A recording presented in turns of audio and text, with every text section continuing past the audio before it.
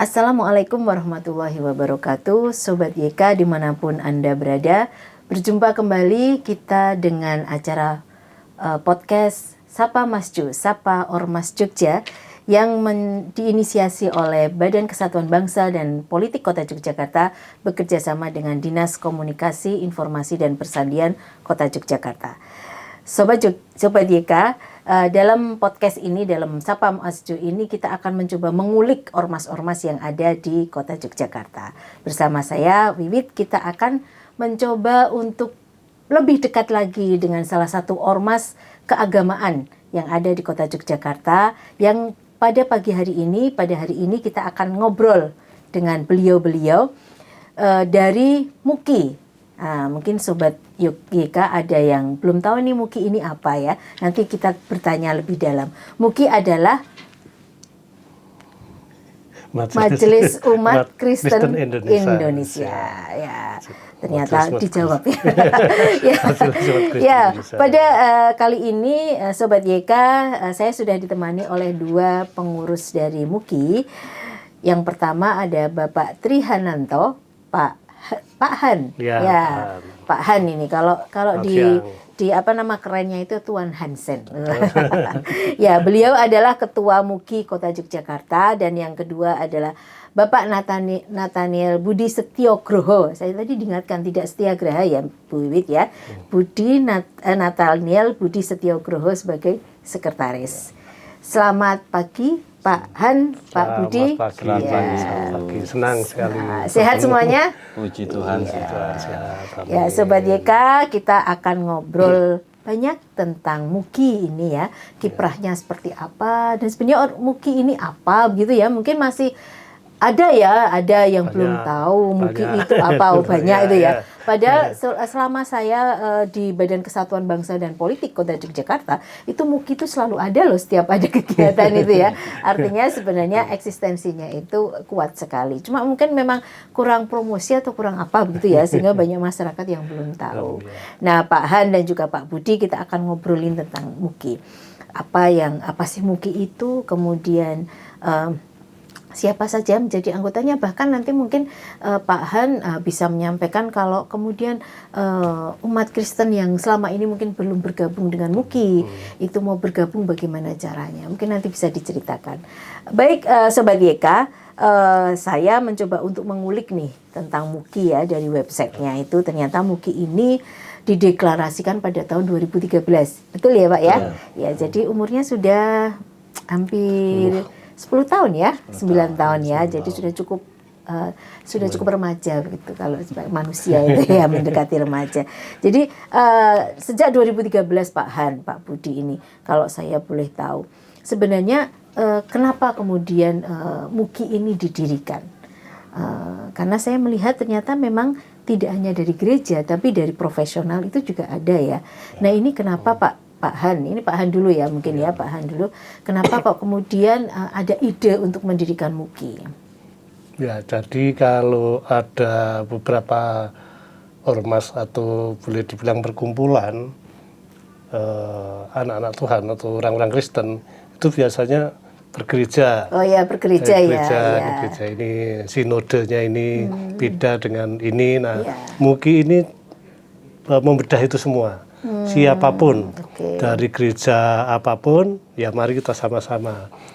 Kita tidak membedakan gereja, bahkan kita tidak boleh Natalan gitu. Jadi istilahnya, jadi kita bukan Kristen yang lurus, maksudnya bukan antar kelompok gereja gitu. Kita bedah semua gitu. Beda dengan PGI kan gitu. Kalau PGI bedanya apa Pak? Kalau PGI kan itu persatuan gereja ya, khusus gereja ya. Nah, kan ada gereja Betel, mungkin nggak ikut PGI. Gitu. Gereja Baptis itu punya GGBI sendiri, punya kelompok sendiri. Nah, MUKI ini bedah, mencoba untuk menyatukan semua gereja dari segala macam. Segala macam apa kalau? Jadi mungkin bisa ini. Kalau MUKI ini berdasar ke akar rumput umat ya. Jadi pandangannya bagaimana umat Kristen, khususnya tanda petik Kristen, itu bisa bersatu. walaupun beda, maksudnya beda dari denominasi gereja, latar belakang gereja, latar belakang gereja, tetapi bisa disatukan dengan suatu tujuan. Artinya menciptakan turut membangun bangsa dan negara. Jadi di sini ajas MUKI itu jelas, ajasnya Pancasila dan Undang-Undang Dasar 45 dan Kebinekaan Tunggal Ika serta Kesatuan Negara Kesatuan Republik Indonesia. Nah itu sifatnya MUKI itu mengorganisasi masyarakat dalam sifat kasih, sukarela, nirlaba, sosial, mandiri, dan demokratis. Nah bentuk MUKI sendiri perkumpulan, jadi orang-orang Kristen yang ada di Indonesia itu bersatu. Tujuannya seperti itu. Dalam persatuan dan kesatuan tadi kiranya bisa memunculkan ide-ide dalam membangun bangsa. Berarti basicnya adalah ke umat ya, umat.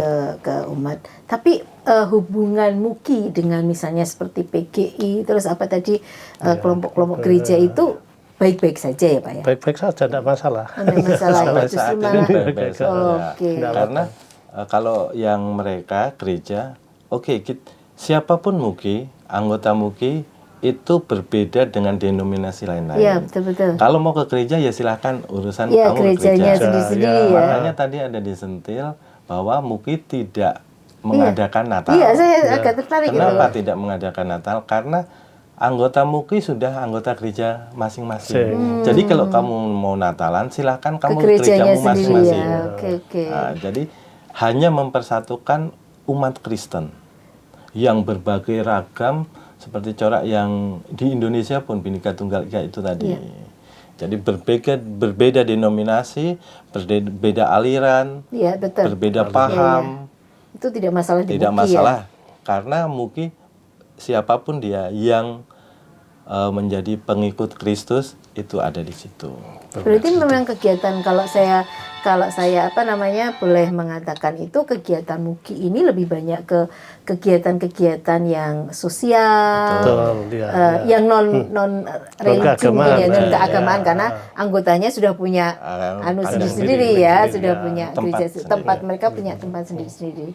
Kalau dari sisi kegiatannya Pak selama ini misalnya tadi sempat disampaikan oleh Pak Budi ya bahwa ini anggotanya semua dari akar rumput. Apakah kemudian memang menarik juga ya karena kan mereka berasal dari beberapa gereja, beberapa aliran atau apa ya mungkin ya. Tetapi ketika di MUKI apakah kemudian ada istilahnya gejolak-gejolak begitu atau gimana Pak? Selama ini yang terjadi itu tidak ada persoalan. Malah tidak ada. Kita itu malah nggak kepikiran gerejamu apa-apa. Jadi betul-betul kita seger gitu. Murni Kristen gitu. Kristen ini loh. Bagus ya. Nah, kepalanya nggak tahu gerejanya mana. Pikirannya banyak, tetapi disatukan dalam hati. Hanya saja kemarin kenapa untuk di kota tidak ada action yang berarti belum Pak. Karena persoalan habis ini harus ada COVID ada cuman kan terbatas kecil-kecil. COVID-nya sudah hampir selesai nih Pak. Jadi kedepannya pastinya kita akan mengadakan yang ada tapi kadang terbatas juga supaya kalau di blow up kan juga menyalahi ya. Jadi kita ada beberapa di kelompok-kelompok tertentu gitu. Kan saya melihat nih, saya membaca beberapa berita begitu bahwa ternyata memang MUKI ini kan ada kerjasama yang cukup kuat dengan beberapa pihak ya, karena saya melihat ada 3 misi ya, ada 3 misi yang menarik ini Pak. Saya ingin bercerita tentang misinya MUKI ini. Saya mencoba membaca itu ya, ada dialog gitu, artinya kemudian mencoba untuk dialog antar umat ya. Jadi karena tadi baru kenapa ya ada ternyata karena dari beberapa gereja begitu yang berbeda. Sehingga perlulah mereka dialog. Kita tidak mencari perbedaan. Yang pasti kan ada persamaan ya. Yang kita angkat persamaannya aja. Kemudian ada pemberdayaan nih. Pemberdayaan lebih pada bagaimana kemudian MUKI ini bisa berkolaborasi. Artinya kalau saya membaca bagaimana MUKI itu mendorong umatnya ataupun anggotanya itu untuk berkontribusi terhadap pembangunan.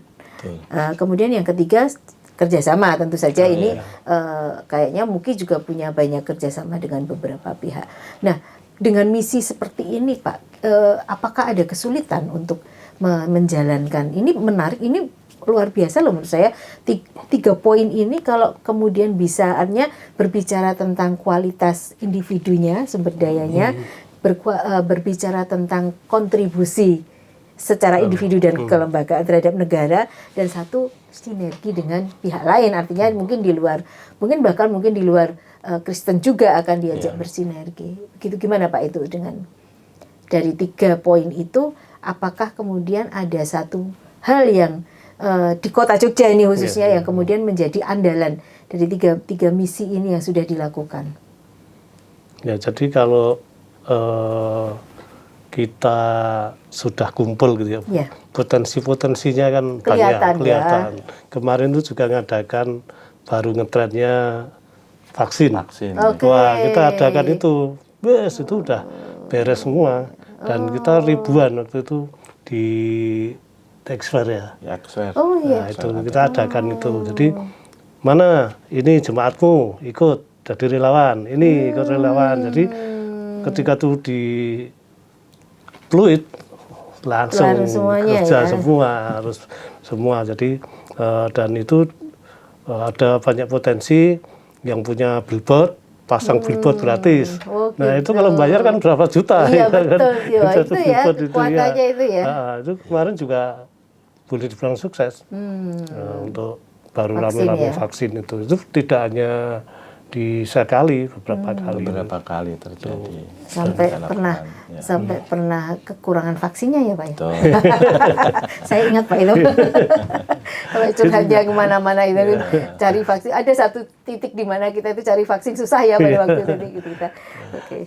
Terus ada yang lain nggak Pak selain misalnya kegiatan yang sifatnya, apakah kemudian menyentuh juga hal-hal yang sifat tadi kan seperti yang Pak Han bilang bahwa potensi anggotanya ini luar biasa. Kemudian pernah nggak kemudian ada sebuah kegiatan yang memanfaatkan potensi ini? Misalnya, menurut saya orang-orang di jamaah Kristen pastilah banyak yang jadi pengusaha mungkin itu kemudian bisa jadi sebuah apa ya, kegiatan atau sebuah pemberdayaan khusus gitu. Ya, ada beberapa profesi, ada yang dosen, kemudian ada yang dia memang konsentrasi di anak-anak terlantar, atau dia kemarin itu di narkoba, di lapas sana. Nah, dia sampai ya membawa hidupnya itu untuk ini, sehingga ya udah Bu, kita support aja langsung, jadi energinya kita tambah gitu. Nah itu terus kemudian ada juga ibu-ibu yang mau ekspor kerajinan. Ya udah kita ini luruskan. Kita memberdayakan umat khususnya untuk anggota dulu yang terlebih gitu. Jadi apapun dia usahanya, apapun dia selain yang ketika dia tidak bisa melakukan, kita kasih arahan sampai dia bisa. Yang salah satu contoh ya kemarin bikin itu cooking class debok pisang. Cooking class debok pisang. Dari pisang. Oh, dari pisang ya. Dari daun sampai buah, sampai debok, sampai bonggol, dan itu bisa dimakan. Oh ya, semuanya bisa dimakan? Aman? Ibu-ibu itu ya. Kalau debok itu jadi kan cemilan, seperti itu tadi yang saya sebutkan. Tapi kalau yang dalamnya, selain di sayur, itu juga bisa jadi, yang dodol. Yang itu, yang putih-putih yang bisa untuk nancepin wayang itu? Iya. Ya, juga ya. Iya, ibu-ibu ternyata memang ya. Peranan wanita. Kuatan mak-mak ya. Ada departemen wanita ya. Oh, di departemen wanita. Berarti ada memang khusus berhubungan dengan perempuan ya. Departemen wanita. Isu-isu perempuan yang diangkat itu apa Pak selama ini? Misalnya ada nggak kemudian advokasi atau apa yang dilakukan? Karena kalau kita melihat ya, kalau biasanya hubungannya antara perempuan itu kan sama anak. Sementara mungkin di Jogja ini kan banyak juga istilahnya entah itu kejahatan atau kriminalitas yang terjadi pada anak. Ya, kita tidak tahu ya, apakah itu juga pernah terjadi pada anggota MUKI atau gimana. Kalau itu terjadi, apakah kemudian ada advokasinya? Karena menurut saya memang ketika terjadi sesuatu, misalnya kriminalitas atau kelitih lah, ketika menimba ke anak, itu advokasi dari ormas itu menjadi penting, karena memang lebih apalagi ormas keagamaan gitu ya, ada value-value yang memang kemudian bisa disampaikan, ya disentuh itu. Ya, kemarin itu juga dari ibu-ibu ya ada. Memang wanita itu luar biasa. Yang aktif itu banyak wanita itu. Wanita emang tidak ada duanya. Itu pendampingan dari wanita dan anak, itu pendampingan itu. Terus kemudian ada yang anak yang narkoba. Ya, narkoba itu sembuh, nanti kan kadang berapa tahun itu kan kambuh. Nah, itu harus dipantau terus. Nah, ini ada komisi itu ya. Oh, ada komisi. Karena memang narkoba di Jogja cukup mengkhawatirkan ya, Pak ya. Maksudnya memang harus perlu konsentrasi, perlu pendamping terus dipantau terus. Banyak pihak yang turun gitu. Nggak bisa pemerintah kemudian menangani itu sendiri. Oh, jadi memang di MUKI ada ya, ada secara khusus ya. Karena sebagai orang tua ya Bu ya, kayak saya di rumah saya itu ada daun kecil-kecil. Saya punya anak deg-degan. Ini daun apa ya? Ya kan anaknya baru remaja loh Bu. Iya, betul. Tak buka, oh daun pisang ternyata. Nah, itu kan ya kadang kalau orang nggak ngerti gitu, ternyata daun ganja, orang tuanya nggak ngerti, sudah terlanjur bablas. Nah, itu kan bahaya. Nah, sehingga penyadaran itu yang harus dikasih tahu. Orang tuanya harus memperhatikan anak. Ya, anaknya itu tasnya ada apa aja, kan gitu. Nah, itu juga ibu-ibu itu yang ngegas di sana. Harus Greta. Perhatian, edukasi. Dan ibu-ibu itu perempuan. Tugas ibu-ibu. Perempuan. Tugas bapak juga. Tugas bapak juga, Pak. Harusnya bersama-sama. Gitu. Jangan ibu dulu, ibu. Karena saya perempuan. Ini di MUKI kan. Kata MUKI Majelis Umat Kristen Indonesia untuk bidang itu ialah ibu-ibu saja. Wanita.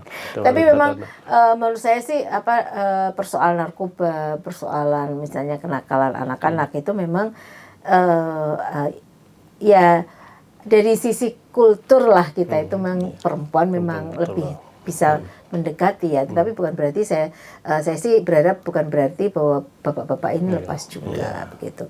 Nah, Pak, kalau misalnya di samping itu Pak untuk kegiatan, karena menarik nih ketika kita bicara pada ormas keagamaan itu pasti saya melihat di beberapa poin ormas keagamaan, di samping misalnya kita bicara tentang keagamaan itu sendiri atau sosial yang luas, tetapi persoalan tentang perempuan dan anak ataupun hal-hal yang berkaitan dengan perempuan dan anak itu biasanya memang kemudian diperhatikan secara khusus. Nah, di MUKI saya tadi Pak Han sama Pak Budi menyampaikan ada bidang tentang perempuan dan anak. Nah, kira-kira Pak, kalau saya boleh tahu apa yang kemudian sudah dilakukan? Artinya penting juga nih mungkin kami dari pemerintah itu tahu gerakannya, sehingga nanti kalau ada persoalan tentang perempuan dan anak itu kami bisa ngetek nih MUKI ayolah gabunglah kita bicara soal perempuan dan anak gitu ya kan. Memang banyak persoalan kita ya, persoalan apalagi Jogja mau jadi kota layak anak, sudah jadi kota layak anak, kemudian persoalan kelitih kita juga belum kelar gitu. Nah, dan pastilah banyak sekali persoalan. Nah, mungkin selain yang tadi disampaikan advokasi ke narkoba dan lain sebagainya, ada nggak kegiatan-kegiatan yang sifatnya itu sosial yang dilakukan oleh MUKI dalam konteks pemberdayaan atau perlindungan terhadap perempuan dan anak? Biasanya ini Bu, ya pertama itu narkoba itu, terus pendampingan wanita atau rumah tangga itu.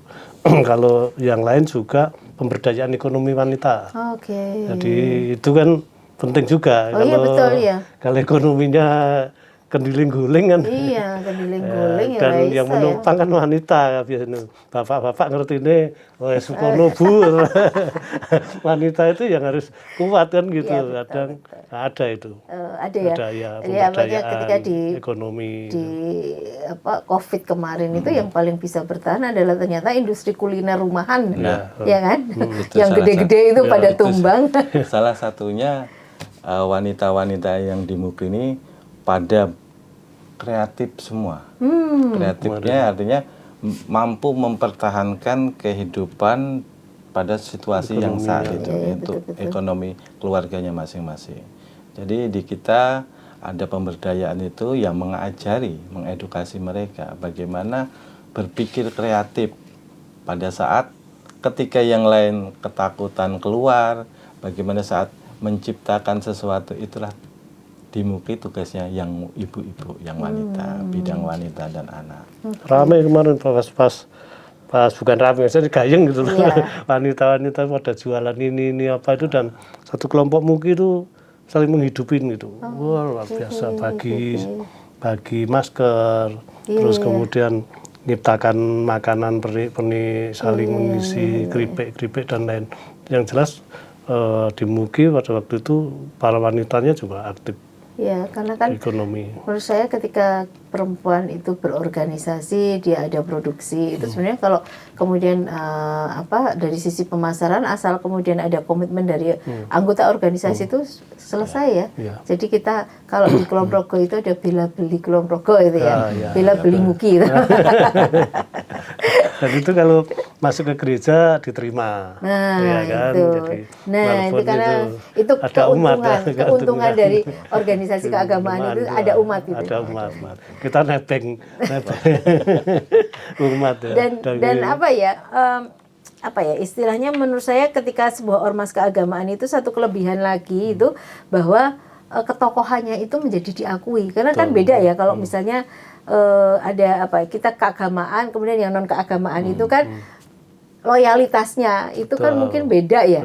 Jadi kalau sekali yang Pak Han kirim ibaratnya podcast ataupun broadcast gitu gitu ya. Tapi jangan yang hoax ya Pak ya. Nah itu langsung pasti wah iki iso jelas-jelas iso dipercaya gitu. Makanya kan menurut saya kan memang tantangan buat teman-teman dari ormas ini, terutama tokoh-tokohnya atau anggota pengurusnya itu adalah istilah kemudian bisa menyebarkan konten-konten yang positif.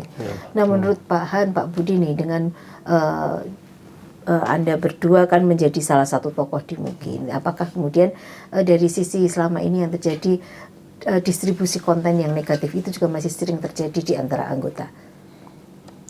Tidak. Jarang ya, enggak ada. Kita bahkan untuk mencari yang aneh-aneh itu nggak kita ketemui. Jadi luar biasa, itu pasti ada WAG kan Pak? Nah itu biasanya langsung tokoh di situ. Kami atau pendeta memberi statement, nah itu yang diturut. Itulah. Ini hoax, itu udah langsung percaya gitu. Kadang ada juga yang tokoh tapi keliru. Iya betul ya. Enggak mesti benar kan. Iya betul. Terus kemudian ada yang bantah, ini keliru Pak. Oh iya, ternyata saya salah. Iya jadi makanya terjadi ya Pak itu ya. Tapi udah clear. Biasanya kalau pada diskusi rame gitu, kalau ada satu tokoh di situ sudah memberi statement, ya udah close. Udah close itu ya seperti ini. Iya, memang disinilah kemudian ketokohan, saya bilang yang namanya jempolnya Pak Han sama Pak Budi itu wow, sakti banget gitu. Sekali share gitu kan. Waduh, ini saya ngomong Pak Budi mesti bener gitu. Yang penting pasti salah gunakan. Nah, iya memang, tapi memang menurut saya ini adalah yang memang harus disadari posisi para tokoh ini, para tokoh ormas ya menurut saya ya. Karena memang istilahnya mereka pengaruhnya terhadap anggota itu sebenarnya luar biasa, dan itu harus disadari sehingga memang kemudian dibutuhkan kemampuan untuk bisa men-sharing, melakukan menyaring apa yang dia terima sebelum dia sharing gitu. Itu satu poin ya. Saya surprise sekali ketika kemudian ternyata di MUKI komunikasi untuk anti hoax itu sangat luar biasa. Dan mudah-mudahan dipertahankan ya Pak. Kami kota itu butuh orang-orang yang punya komitmen seperti ini, karena hoax itu adalah satu kondisi yang kita akan semakin banyak ke depan, itu akan semakin banyak menuju pemilu juga. Nah itu nanti pasti hoax bertebaran, isu-isu sara pasti ada gitu. Nah memang ini kemudian penangkalnya adalah jenengan-jenengan itu. Kalau saya bicara gitu, siapa lu gitu. Ya, enggak sih. Tapi lebih mempan jenengan lah itu ya. Dan biasa. Pak Han sama Pak Budi, selain tadi misalnya kaitan dengan pemberdayaan, kalau dari sisi kerjasama Pak, apa yang sudah kemudian dilakukan MUKI selama ini, bersinergi dengan mana saja, atau kemudian pernah melakukan kerja bareng atau berkegiatan bareng dengan pihak-pihak mana saja? Kalau ini kita belum banyak ya Pak ya. Belum. Karena kan ya di kota Pak baru berjalan beberapa, terus kemudian ada pandemi. Ya. Nah ini baru mulai juga. Kalau kan kita baru resmi di kota ini baru tahun 20. 16 September 2020. Oh iya? Kok bisa? Dari mana itu? Dari Kesbangpol kan kita harus terdaftar di kota dulu. Ya. Artinya kalau kita legal diakui di pemerintah, baru kita bisa jalan. Kita bukan jalan tanpa legalitas tanpa legalitas. Nah, itu yang kita lakukan. Ya memang dulu di 2018 dan lain sebagainya memang aturan ini kan memang masih ya tarik ulur ya, naik turun. Tapi sekarang alhamdulillah sudah sedikit stabil begitu, sehingga seperti MUKI saya melihat sudah punya badan hukum. Jadi sebenarnya besok kalau misalnya Pak Han sudah pada saatnya harus berganti begitu ya, ganti kepengurusan, tinggal melaporkan kepada kami saja Pak ke Kesbangpol. Jadi sudah tidak ada urusan dengan SKT ataupun karena jenengan berdua sudah punya badan hukum. Nah, saya berharap sih dengan kerjasama ini kan menurut saya menarik untuk kemudian dikembangkan ya. Apalagi potensi MUKI itu luar biasa gitu. Ada profesi yang banyak begitu. Nah itu kira-kira kalau ke depan Pak Han ini ke depan itu sudah ada gambaran ini mau gimana gitu. Banyak ya. Jadi kami akan kerjasama juga beberapa pengusaha, dan kita kan kenal pengusaha. Kalau ya mohon maaf kita akan bawa nama pendeta mungkin kan gitu, akan membawa nama gereja kan gitu. Itu yang asal untuk kebaikan. Iya mesti gitu. Dan kita juga bahwa kita punya umat, punya anggota, betul. Sehingga kerjasama itu bisa enak. Yang namanya kerjasama kan mesti saling menguntungkan. Betul. Kalau saling menguntungkan saya rasa siapapun. Dan kita juga tidak membawa agama murni gitu. Wah saya Kristen harus ini, enggak. Kita kan dari awal kan cair gitu ya, semua segala profesi. Anggotanya berapa Pak MUKI itu? Terdata tidak? Terdata, dan memang ini ada juga yang bilang keluar. Terus kami gini, pokoknya yang jadi anggota MUKI tidak ada yang keluar kan gitu.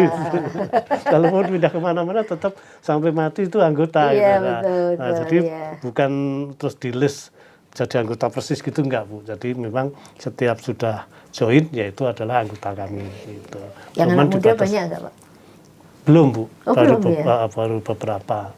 Nah, saya baru mentargetkan tiap kecamatan ada itu 14 kecamatan toh kita. Iya, diperbanyak itu anggota anak mudanya itu. Nah, kami baru berpikiran gini Bu, MUKI muda nanti. Jadi seanak saya, misalnya mahasiswa itu anaknya Pak Budi dengan anak saya, dengan anaknya pengurus yang lain, itu jadi kayak MUKI muda gitu. Minimal anaknya akan seperti itu. Anaknya itu. Karena ini kan kita baru selesai untuk yang persoalan global nih, jadi kedepannya pastinya rancangannya seperti itu. Semoga saya berharap seperti itu ya. Sobat YK, kita sudah banyak mengulik nih tentang MUKI ya tadi ya. Dari mulai misinya, dari mulai kegiatannya, dari mulai dinamikanya yang sangat luar biasa. Ternyata memang ada banyak harapan yang bisa disematkan kepada MUKI untuk bisa mewarnai Indonesia, mewarnai kota Jogja dengan peran-peran kontribusinya. Nah, Sobat YK, saya mau tanya nih sama Pak Han, kalau misalnya ada nih Sobat YK yang ingin tertarik gitu, ternyata di MUKI asik ya, kita bisa kenal dengan banyak orang dari banyak gereja begitu ya. Nah, kemudian mereka mau menjadi anggota, itu seperti apa Pak persyaratannya? Ya gampang aja, tinggal datang ke kita catat nomor KTP-nya, alamat, ya udah gitu aja. Sekretariatnya di mana Pak? Di Bintaran, ada kantornya di Bintaran. Ada di kantor di Bintaran, dekat Ancer-ancernya. Belakang gereja Katolik itu masuk ke selatan situ. Jadi Sobat YK yang berminat atau tertarik untuk bergabung bersama Muki, karena ini organisasi ini kan adalah satu kendaraan ya, yang bisa dipakai oleh siapa saja untuk memberikan kontribusi terhadap negara kita. Jadi kan saya yakin nih Sobat YK, terutama yang muda-muda, anak-anak muda ini pasti ingin memberikan kontribusinya buat negara. Apapun bentuk kontribusinya, ada ormas itu menjadi salah satu pilihan untuk bisa berkontribusi, termasuk juga dengan Muki, ya kan? Menyenangkan. Ya, menyenangkan ya, karena kalau kita hanya berjuang sendiri kadang-kadang mau ngapain gitu ya. Tapi ketika kita bergerak ternyata ada kerjasama, ada pemberdayaan, ada juga dialog antar umat gitu ya, sehingga persaudaraan itu yang luar biasa dan dengan berkumpul kita bergabung dengan ormas sebenarnya memang kemudian menjadi memudahkan kita untuk ternyata hidup saya tidak hanya untuk diri saya, hidup saya juga untuk bangsa saya, gitu ya. Tidak saya hanya kerja nyari uang untuk diri saya, tapi saya akan berkontribusi nih untuk bakti sosial, tadi mungkin ikut vaksin dan lain sebagainya. Nah, Pak Han dan Pak Budi ini, kalau kita tadi saya melihat bahwa di salah satu visi ya, ini visi Muki ini luar biasa loh. Saya baca dari websitenya nih. Terwujudnya Muki sebagai lembaga bersama di kalangan umat yang mampu menciptakan dialog menciptakan dialog antar sesama dan antar umat ya, antar sesama dan antar umat ya, manusia ya, sama manusia beragama serta pemerintah ikut serta melakukan kerjasama dengan semua pihak dilandasi kasih, kebenaran, keadilan, dan kesetaraan sehingga masyarakat hidup rukun, damai, sejahtera, dan maju dalam NKRI berlandaskan Pancasila, Undang-Undang Dasar 45 dan tentunya adalah Bhinneka Tunggal Ika. Jadi artinya ada visi yang luar biasa nih yang diemban oleh Muki ya, artinya ada visi kebangsaan. Kalau saya ada visi keumatan karena dia menjaring umat, ada visi kebangsaan karena dia ingin bersama-sama dengan pemerintah, dan ada visi kenegaraan. Nah, mungkin bisa disampaikan kepada kita semuanya nih Pak tentang visi Muki, khususnya yang berkaitan dengan visi kenegaraan. Ini menarik banget, ini sebuah ormas keagamaan yang dia punya visi tentang kenegaraan. Ya, jadi kadang mohon maaf, gereja atau perkumpulan gereja itu kan kadang ada takut-takut gitu ya, merasa minoritas. Terus enggak apa-apa lah, ini kan gitu. Nah, dengan Muki itu kan kita berani gitu. Maksudnya berani itu tanda kutip ya, tidak asal aja, tapi ini loh menyuarakan suara umat. Umat itu kadang wah aku kok ini ini, terus gereja kadang ya enggak aja lah daripada ribut ini, ribet apa. Dan Muki itu bisa menolong, bisa lebih berani menyampaikan dengan hak dan kebenaran. Itu persoalan-persoalan yang tadi katakan dari akar rumput itu tadi, yang dimana mungkin gereja bukan wilayah gereja, masuk gereja mau ke sana kan gitu misalnya. Nah, Muki bisa yang ke sana. Misalnya gitu. Oh iya, ini luar biasa ini ya. Jadi memang kemudian ada fungsi advokasi yang dilakukan oleh Muki. Ya, betul. Selain itu juga untuk mengkader umat-umat Kristen yang pingin atau yang rindu masuk ke dalam dunia kenegaraan yang sebenarnya. Betul. Itu lewat Muki bisa. Tetapi kalau gereja itu hanya terbatas ruang lingkupnya hanya kepada Tuhan Yang Maha Esa. Kerohanian saja. Betul. Banyak dibatasi dengan hal-hal yang rohani. Itu gereja. Nah, Muki, bagaimana umat Kristen yang mempunyai akademisi tinggi, yang berpengetahuan tinggi, ingin lebih dari hanya sekedar bergereja, maka dia bisa di Muki, dan untuk membantu negara yang berbhinneka ini, yang beragam, itu bisa mengkomunikasikan Itu. Iya ya, karena kalau gereja memang tidak boleh berpolitik ya Pak. Iya, enggak boleh. Saya bicara politik bukan politiknya. Kita mencoba memahami politik bukan sesuatu yang negatif ya. Jadi betul. ketika MUKI seperti tadi, ketika advokasi misalnya advokasi tentang isu-isu toleransi gitu kan, itu sebenarnya bagian dari proses politik yang ada juga. Jadi kalau di MUKI itu memang diskusi-diskusi yang berkaitan dengan kenegaraan dan kebangsaan itu juga sering dilakukan ya Pak. Sudah. Dan bikin surat terbuka misalnya gitu. Nah, kalau gereja bikin gitu kan nanti kalau keliru gerejanya kan yang kena imbasnya gitu. Nah, mungkin kan ya memang kerjaannya ormas, gitu, ya, ormas ormas itu kan gitu seperti ya. itu ya, untuk gitu. Jadi dia punya kalau ada salah ya dibetulkan, mari, dan ini beda dengan gereja. Ya, itu berarti sebenarnya kemudian relasi antara gereja dengan MUKI harusnya memang harmonis ya, sehingga MUKI bisa menyuarakan persoalan yang memang terjadi di umat yang kemudian disuarakan di gereja, tapi kemudian bisa dikemas menjadi sebuah persoalan yang istilahnya persoalan yang umum begitu ya, tidak hanya kemudian keagamaan. Kalau kapan itu kan ada gereja yang bermasalah gitu. Nah, yang mau nolong siapa kan gitu. Ya dari MUKI mendampingi, jadi lebih bisa menolong gitu. Nah, karena dari gereja sendiri bukan denominasi saya ya, nggak enak kan gitu. Ya. Itu ada pendetanya, dikira nanti saya ke sana ngerebut umatnya kan. Denominasi itu apa sih Pak?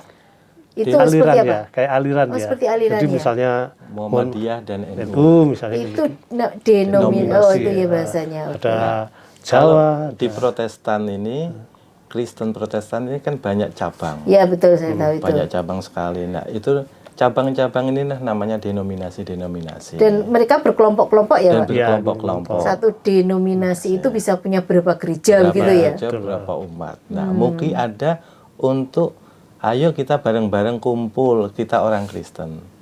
Hanya sebatas di situ. Iya. Nah, kalau kamu mau kembali ke denominasimu, ya sudah sana. Silakan. Hari Minggu kamu di sana, di hari lain kamu untuk menuntut ilmu sebagai orang Kristen itu di sini. Oh iya. Jadi aliran semacam. Berarti kan memang banyak ya alirannya ya. Banyak. Jadi misalnya ini denominasinya mohon maaf agak kecil gitu ya. Ini denominasinya agak besar. Ini bermasalah, ini mau nolong sini. Kadang nggak enak juga. Nanti dikira aku ngerebut umatmu kan gitu. Oh iya. Nanti umatnya sini nggak enak kan. Pak Budi dan saya aja gerejanya beda. Kalau saya ngajak Pak Budi gitu dikira nanti, wah ini umatnya Pak Budi tak serobot ini kan nolong. Tapi kalau di MUKI kan cair. MUKI memang ada cair ya. Jadi wis pokoknya aku menolong permasalahannya Yang apa. jelas kami Kristen. Iya betul ya. Makanya angkat persamaannya itu. Pak Han ini gereja Baptis. Nah, saya gereja Bethel. Itu sudah beda. Beda paham, beda pemikiran, beda aturan, beda cara ibadahnya juga beda. Pemerintahannya beda. Tetapi di MUKI kita sama-sama. Bagaimana caranya memajukan? Nah, baju kita tanggalkan, pakailah MUKI. Ketika kita pakai MUKI, kita cair. Yang orang tahu kita adalah Kristen. Iya betul. Itu saja. Karena memang banyak hal sebenarnya yang memang harus dilihat bahwa persamaannya itu kan lebih kuat ya. Ya kalau yang namanya perbedaan itu pasti. Kan paham ya artinya. Kalau di dalam Islam itu kan ada fikihnya macam-macam begitu ya. Tapi tetap ketika ya sama-sama Islam begitu ya. Jadi sama dengan di Kristen itu ternyata banyak macam-macam. Justru berbeda itu disatukan. Iya. Supaya melengkapi. Betul. Semuanya kan punya dasar ya. Bukan kemudian asal. Kayak lautan itu ya, Bu. Lautan itu bukan memisahkan antar pulau, tapi justru itu menyatukan, menghubungkan. Sama seperti Bhinneka Tunggal Ika juga tuh, berbagai bahasa, berbagai suku, budaya, agama ada di Indonesia, disatukan oleh Pancasila.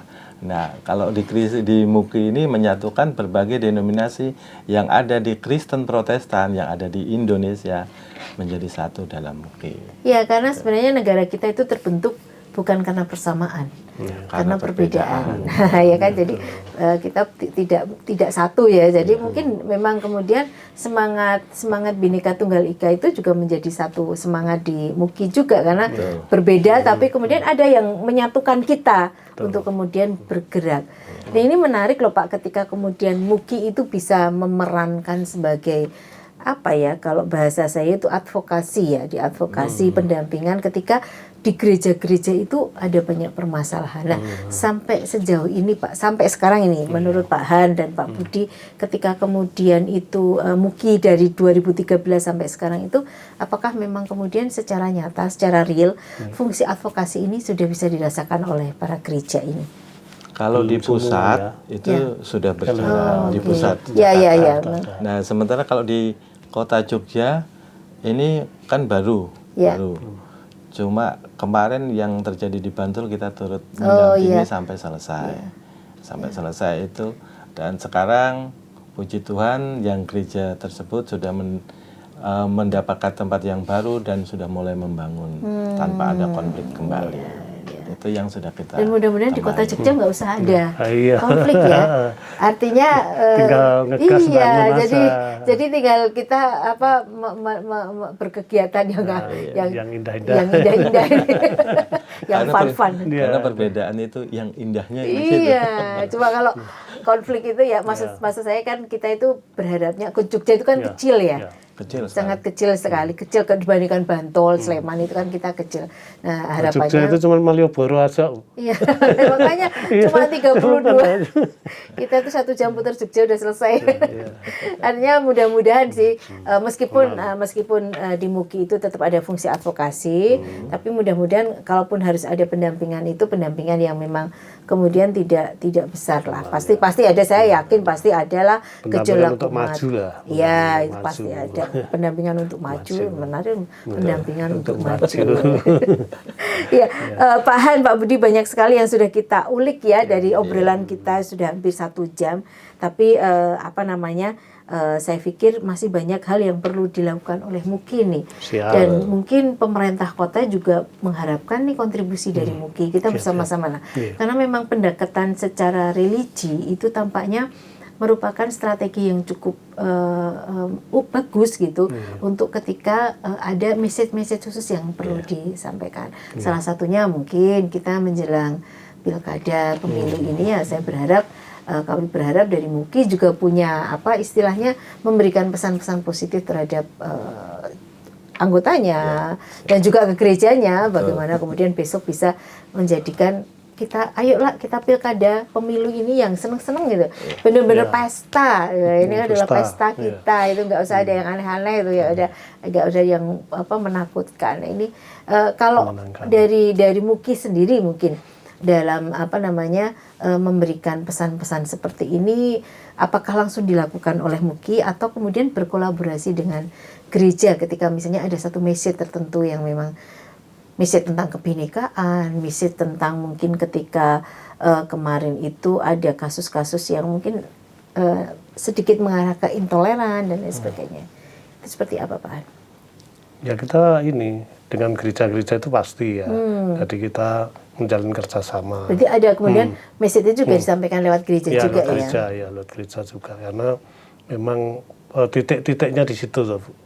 Jadi jujukan ini ya gereja A, gereja si B, gereja itu jujukan pertama kan gitu. Nah, karena anggota-anggota MUKI kan orang-orang gereja juga. Jadi semua anggota MUKI, semua anggota MUKI itu pasti anggota gereja tertentu ya? Pasti.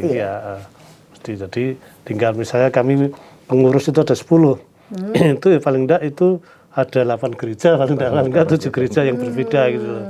Sehingga kita udah dapat 7 gereja. Satu gereja berapa anggotanya udah langsung. Enak banget sebenarnya ya. Artinya tinggal tombol gitu, pencet tombol langsung tersebar. Ini kami juga melihat sih fungsi dari tokoh, terutama tokoh keagamaan ini memang jadi luar biasa. Ibaratnya tinggal pencet itu semuanya sudah tersampaikan. Nah, ini Pak Budi mau ada yang sampaikan? Kan sama seperti kita tinggal di Jogja. Itu kalau di Jogja itu kan trimo ing pandum ya. Di MUKI juga kebanyakan seperti itu. Apa yang pemimpin tertinggi katakan, yang dirasa itu memang benar, ya kita pasti lakukan. Tetapi kalau itu tidak benar, kita kritisi. Ada proses mengkritisi gitu. Misalnya hal itu tidak benar ya, kita wajib disampaikan. Dan MUKI bisa menyampaikan itu terhadap gereja juga ya. Iya. Ini menarik nih. Itu.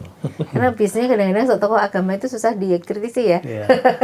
Ya karena kan kita kan istilahnya misalnya ada 10 saudara gitu. Iya. Ya saudara ini keliru, 9, aku 9 saudara loh ini. Nah, kan gitu. Saudara menolong dirimu untuk supaya tidak salah, supaya tidak ini daripada maju sendiri-sendiri. Oh iya. Nanti kan jadi konflik antar iya. ini. Nah, ini kan Ini aku fungsi atas nama. Muki ya, jadi fungsi. strategis banget loh fungsi Muki ini sebenarnya dia bisa kemana-mana akhirnya kan, masuk di mana-mana. Luar biasa sekali. Baik, Sobat YK, banyak hal yang tadi kita sudah bincangkan tentang Muki dan tadi Pak Han juga sudah menyampaikan bagi Sobat YK yang tertarik untuk bergabung di Muki, silahkan datang saja dan nanti akan dilayani ya Pak ya, dilayani dan bergabung dengan Muki untuk melakukan kerja-kerja yang menyenangkan ternyata ya, kerja-kerja yang menyenangkan dan pastinya ada manfaat untuk masyarakat. Terakhir, saya minta closing statement dari Pak Han nih, berkaitan apa saja atau pesan atau apa saja, silakan. Ya, jadi mari yang Kristen ya ikut Muki, karena di Muki itu ada nilai duniawinya karena kan kita kerja ini betul. Dan kita ada nilai rohaninya jelas. Jadi tidak hanya sekedar memburu duniawi saja, tapi ada nilai rohaninya.